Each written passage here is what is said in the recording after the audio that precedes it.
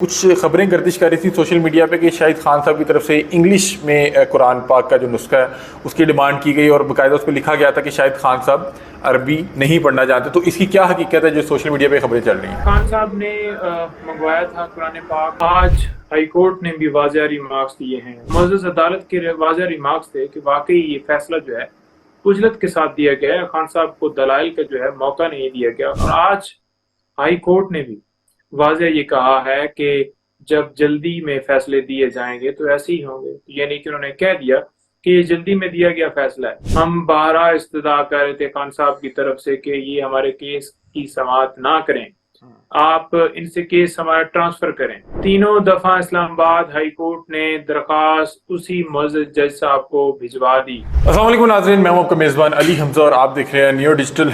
नाज़रीन, इस वक्त हमें चेयरमैन तहरीक इंसाफ के वकील जो हैं नईम हैदर साहब, उन्होंने ज्वाइन किया है। इनसे बातचीत करते हैं कि जो चेयरमैन तहरीक इंसाफ है उन्हें रिलीफ मिलता नज़र आ रहा है या क्या मामला है, क्या बात है। नईम भाई से बातचीत करते हैं। अस्सलाम वालेकुम। वालेकुम अस्सलाम भाई, थैंक यू सो मच जनाब। नईम भाई, कैसे हैं आप? अल्लाह का करम, आप ठीक हैं? अल्हम्दुलिल्लाह, अल्लाह का शुक्र। नहीं भाई, सबसे पहले ये बताएं कि जो चेयरमैन तहरीक इंसाफ हैं इन्हें कोई रिलीफ मिलता नज़र आ रहा है या नहीं, क्योंकि कल खबरें चल रही थी कि शायद सुप्रीम कोर्ट की तरफ से कोई रिलीफ मिल जाए, लेकिन आज सुप्रीम कोर्ट ने कहा कि हाई कोर्ट के फैसले का इंतज़ार करेंगे। तो क्या लग रहा है, क्या होने जा रहा है? देखिए जी, आज हाई कोर्ट ने भी वाज़ेह रिमार्क्स दिए हैं। जैसे कल एक वहाँ पर मुख्तलिफ जो ऑर्डर्स पढ़कर बताए गए और मुख्तलिफ हवाले दिए गए, कानून का जिक्र किया गया, उनके सामने इलेक्शन एक्ट रखा गया, उनके मुताबिक CRPC जो है सुप्रीम कोर्ट में उनके जो रेलेवेंट सेक्शंस हैं वो पढ़े गए। तो मुअज़्ज़ज़ अदालत के वाज़ेह रिमार्क्स थे कि वाकई ये फैसला जो है उजलत के साथ दिया गया है। खान साहब को दलाइल का जो है मौका नहीं दिया गया, खान साहब को फेयर ट्रायल नहीं दिया गया, और जिस तरह से एक दिन में फैसला सुनाया गया और फौरन ही फैसला सुनाकर उन्हें जो है वो सज़ा भी दे दी जाती है और अगले जो है वो उन्हें जेल में भी डाल दिया जाता है, ये वाज़ेह तौर पर सुप्रीम। और आज हाई कोर्ट ने भी वाज़ेह ये कहा है कि जब जल्दी में फैसले दिए जाएंगे तो ऐसे ही होंगे। यानी कि उन्होंने कह दिया कि ये जल्दी में दिया गया फैसला है, इसमें मेंटेनेबिलिटी, यानी कि सादा लफ्जों में बताऊं कि काबिल समाअत, कि क्या ये केस काबिल समाअत है या नहीं, केस चलने के काबिल है या नहीं, इसके ऊपर 3 दफा इस्लामाबाद हाई कोर्ट में हम गए। तीनों दफा इस्लामाबाद हाई कोर्ट ने दरखास्त उसी मुअज़्ज़ज़ जज साहब को भिजवा दी। हम बारहा इस्तदा कर रहे थे खान साहब की तरफ से कि ये हमारे केस की समाअत ना करें, आप इनसे केस हमारा ट्रांसफर करें। हमारी वो दरख्वास्त कबूल नहीं की गई। कितना अरसा कबूल नहीं की गई? 2 से 3 महीने, इससे भी ज्यादा मैं टाइम कह सकता हूँ। सुप्रीम कोर्ट इन्वॉल्व होती है और वो कहती है कि दरख्वास्त डिसाइड करें जो ट्रांसफर के हवाले से है, और ट्रांसफर की जाती है जी कि नहीं जी वो जज साहब की अपनी मर्जी है, तो उनके ऊपर अगर हम ट्रांसफर करेंगे तो फिर इतराज लोग लगाएंगे कि वाकई जी जज साहब ने जो है ना जी वो इस तरह से जो है वो बाइसनेस शो की या उनकी जो रिप्यूट है वो खराब होगी। दूसरी तरफ आप देख लें कि जज साहब फैसला सुनाते हैं और फौरन ही लंदन रवाना हो जाते हैं। वो भी आज वाज़ेह तौर पर खुसर साहब की तरफ से बताया गया। और हमेशा जो है कानून और आइन को हमने देखना है, फॉलो करना है और उसके मुताबिक देखना है कि इस केस की सजा क्या है, इस केस के अंदर लकूने क्या है, इस केस के अंदर तहरीक इंसाफ के जो चेयरमैन है वो गिरफ्तार हो भी सकते थे या नहीं हो सकते थे। अच्छा, तो बेसिक चीज पे जाना नहीं भाई, बेसिकली जी जी नहीं भाई, कुछ लोग कह रहे हैं कि जो आप लोग दरख्वास्त करते रहे कि जो है जज साहब चेंज होने चाहिए, वो इसलिए थी कि दोबारा नए जज आएंगे, सारी जो प्रोसीडिंग है दोबारा होगी, ये डिले होता रहेगा, कोई इस तरह के मामला भी थे? नहीं नहीं नहीं नहीं नहीं, ये 11वें महीने में एप्लीकेशन फाइल हुई है, कंप्लेंट यानी कि, और कंप्लेंट जब फाइल हुई है तो खान साहब को, क्योंकि वजीराबाद में उनके ऊपर हमला हुआ था और आई थिंक उसी राउंड हमला हुआ, एग्जैक्ट डेट है वो मैं वो देख के बता सकता हूँ जी जी। तो हमने दरख्वास्त दी कि खान साहब इस वक्त जो है वो जख्मी है, फिर हॉस्पिटल में थे, उनकी ट्रैवल नहीं कर सकते। उस बुनियाद के ऊपर 1-2 हम एग्जाम्पशन मांगी। उसके बाद क्या हुआ कि एक डेट के ऊपर जो है वो वारंट जारी कर दिए जाते हैं, 26 घंटे का ऑपरेशन किया जाता है। हम फिर आके कहते हैं कि हम पेश होने के लिए तैयार हैं। जुडिशल कम्प्लेक्स के अंदर समाअत के लिए खान साहब आते हैं, वहाँ पर फिर वही हमला होता है। पाकिस्तान तहरीक इंसाफ के वर्कर्स गिरफ्तार होते हैं, तोड़ फोड़ होती है, वहाँ पर कौन लोग उसके अंदर इन्वॉल्व हुए और उन्होंने गाड़ियाँ भी चलाई। हालांकि खान साहब ने तो कभी भी ये नहीं कहा कि गाड़ियाँ चलाएं, या कोई आके अगर फसाद कराता है और तहरीक इंसाफ का वो शो करवाता है और किसी को आग लगाता है, तो वो ना वो हिस्सा हो सकता है। ये बिल्कुल खान साहब इसकी तरदीद कर चुके हैं। लेकिन हुआ क्या, हुआ ये कि जब वो पेश हुए तो खान साहब के ऊपर FIR दर्ज कर दी गई। अच्छा, अब हम कह रहे थे कि सिक्योरिटी के खदशात हैं, एक तो जुडिशल कम्प्लेक्स में केसेस ट्रांसफर किए जाएं जितने डिस्ट्रिक्ट कोर्ट में हैं, और दूसरा ये जो जज हैं इनसे केस हमारा ट्रांसफर इस बुनियाद के ऊपर किया जाए कि खान साहब जब 9 मई को गिरफ्तार हुए तो इन्होंने एक फर्द जुर्म लगाया इस केस के अंदर। फर्द जुर्म एक्यूज की मौजूदगी में लगता है, उसके सामने पढ़कर सुनाया जाता है, वो प्रोसेस नहीं किया गया और ये अदालत स्पेशली पुलिस लाइन में लगाई गई, जो हमने तो कभी नहीं इस तरह से देखा कि जाकर उसको, यानी कि बेसिकली जो गिरफ्तारी थी वो तो थी गैर कानूनी, जो सुप्रीम कोर्ट ने कह भी दिया। गिरफ्तारी थी इस केस के अंदर गिरफ्तार करके फर्द जुर्म लगाने की, और वो डिनाई नहीं कर रहे थे, कह रहे थे कि कानून के मुताबिक मैं सारे केस डिफेंड कर रहा हूँ, पेश हो रहा हूँ। नैब अलकादर हो तो शखाना नैब को इंक्वायरी सारी भुगत रहे हैं ना, तो कोई रीजन नहीं था वहाँ ना जाने की सिवाय सिक्योरिटी खदशात जो कि उनके ऊपर हमला भी हुआ था, और दूसरा जो है वहाँ पर जो है वैसे डिस्ट्रिक्ट कोर्ट के अंदर मर्डर हो चुके हैं, वहाँ पर आए रोज वाक़यात होते हैं। तो इस बुनियाद के ऊपर हमने रिक्वेस्ट की। अच्छा, अब दरख्वास्त जो ट्रांसफ़र की दी कि वो जो फर्द जुर्म ऐसा लगाया गया, फिर एक काबिल समात होने की दरख्वास्त जो है हमने दी, वो हमारी खारिज कर दी गई, उसमें हमें सुना नहीं गया। तो बात यह है कि इस केस के अंदर खान साहब को फेयर ट्रायल नहीं दिया गया। जज साहब ने काबिल समात होने के हवाले से इस केस के अंदर फैसला दिया और कहा दरख्वास्त के ऊपर कि ये काबिल समात है।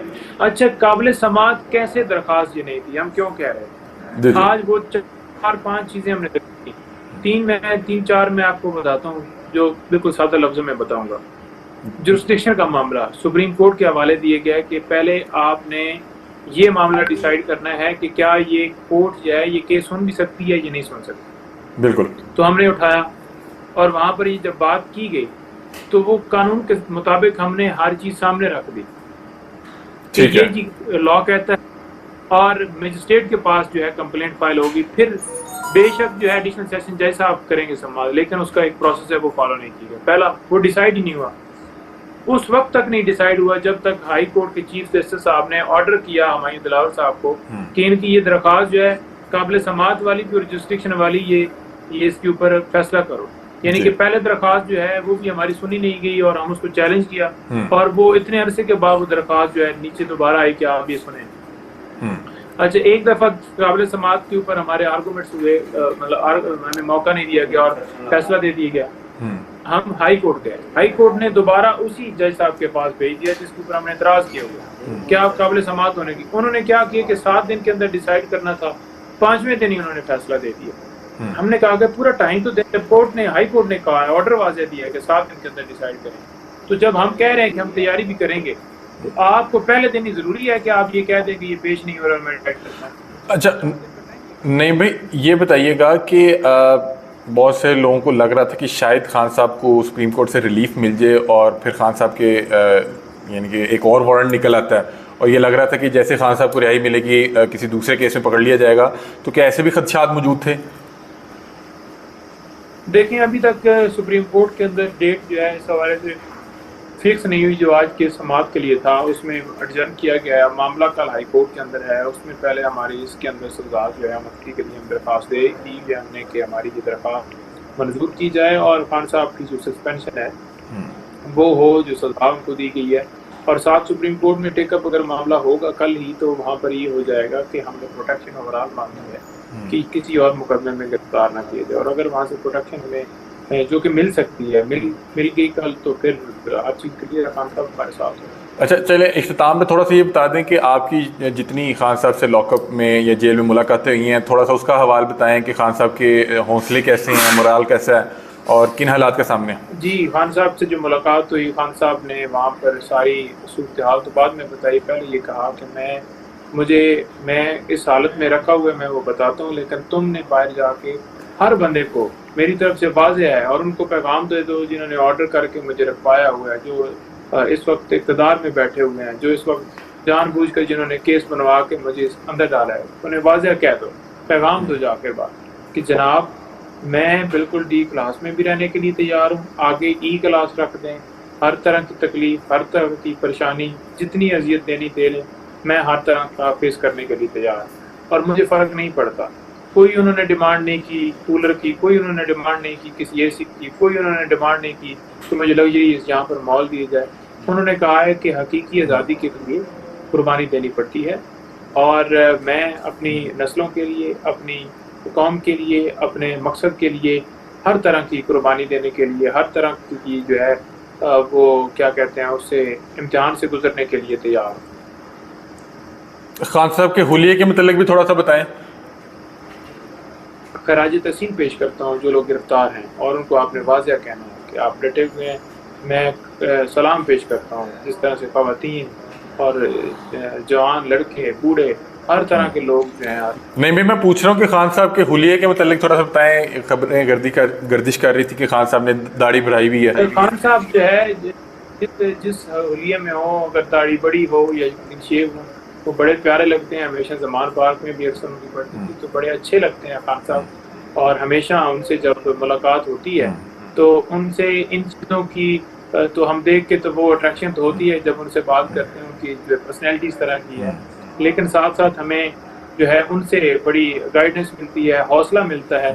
उनसे मिलकर एक अपने अंदर जो है वो एक पोटेंशियल आती है कि बंदा कैसे जो है हालात का डट का मुकाबला करता है। और कभी भी ज़हनी तौर पर जब बंदा हार मान लेता है तो फिर कभी भी वो तरक्की नहीं कर पाता। तो हमेशा वो यही हिदायत करते हैं कि आपने जो बुज़दिल होता है वो कभी लीडर नहीं बनता। और बुज़दिल इंसान जो है दुनिया में वो कभी भी किसी मामले में लीड नहीं कर सकता। हमेशा दलेर लोग जो हैं वो आगे आते हैं। और दूसरे नंबर पर हमेशा वो कहते हैं कि जितनी भी आपके ऊपर प्रेशर हो, जितना भी आपके ऊपर बर्डन हो, आपने खुद को रिलैक्स करना है, उसको फेस करना है।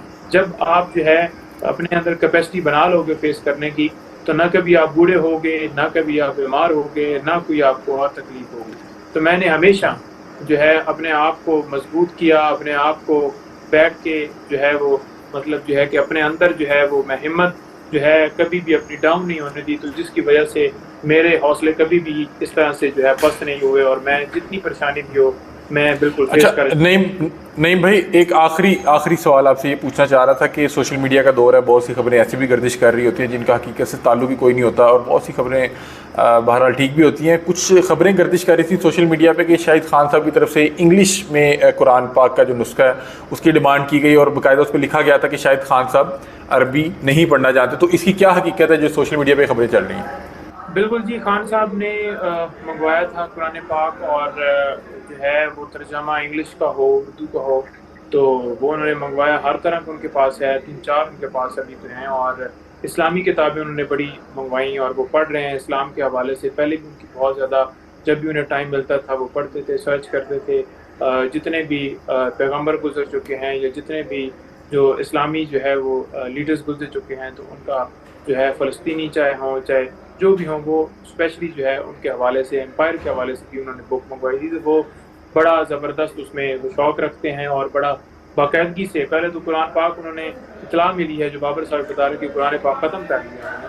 और मुझे भी पहले दिन मुझे वाज़ी पैगाम भिजवाया था उन्होंने कि आपने जो है वो घर वालों को कहना है कि मुझे एक मौका मिल गया है कुरान पाक पढ़ने का और मैं वो पढ़ूंगा और मैं बिल्कुल आप मजबूत रहें, मैं किसी तरह से मुझे कोई परेशानी नहीं भाई, जो ये अफवाहें फैलाई जा रही हैं कि शायद खान साहब अरबी का नुस्खा पढ़ नहीं सकते थे और वकला ने बाकायदा तौर पे ये डिमांड की कि अरबी में खान साहब जो है कुरान पाक नहीं पढ़ सकते, तो इसलिए इंग्लिश का जो नुस्खा है वो पहुंचाया जाए। इसमें भी कोई सदाकत है? ये सिर्फ सोशल मीडिया की हद तक मनगढ़ंत जो खबरें गर्दिश करती हैं?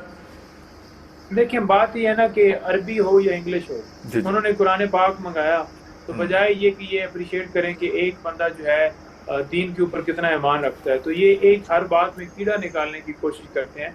इन्हें भी कोई खुदा का खौफ करना चाहिए। चलो, ये भी इन्हें भी चाहिए कि जो ये लोग बात करते हैं वो भी ज़रा इस हवाले से अगर बयान दे दें कि हमने भी हर तरह का हर तर्जमे में कुरान पढ़ा है, तो वो ज़्यादा बेस्ट होगी, बजाय ये कि एक बंदा जो है अच्छा काम करे तो उसके ऊपर भी क्रिटिसाइज किया। लास्ट में सिर्फ बता दें कि कब तक खान साहब बनी गाला या ज़मान पाक पहुँच जाएंगे? या अभी ये दूर की बात है? देखें खान साहब इंशाल्लाह जो है कल सुप्रीम कोर्ट और हाई कोर्ट, अगर हाई कोर्ट से हमें मिलती है बेल और सुप्रीम कोर्ट में हमें प्रोटेक्शन भी हम लेंगे, तो दैन इंशाल्लाह कल खान साहब साथ हैं हमारे। बहुत शुक्रिया जी। तो नाज़रीन, नईम हैदर साहब हमारे साथ मौजूद थे और अपनी राय से हमें आगाह कर रहे थे। आप भी अपनी राय से कमेंट सेक्शन में ज़रूर आगाह कीजिएगा। तब तक के लिए अपने मेज़बान अली हमजा को दीजिए इजाज़त। अल्लाह हाफ़िज़। Thank you so much. बहुत शुक्रिया नईम भाई, बहुत शुक्रिया।